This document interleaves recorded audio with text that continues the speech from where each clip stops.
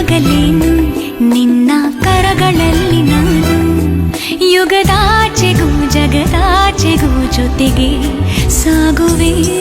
ಕಡಲೆಲ್ಲವ ಅಲಿಸುತ್ತುವ ತರವೇ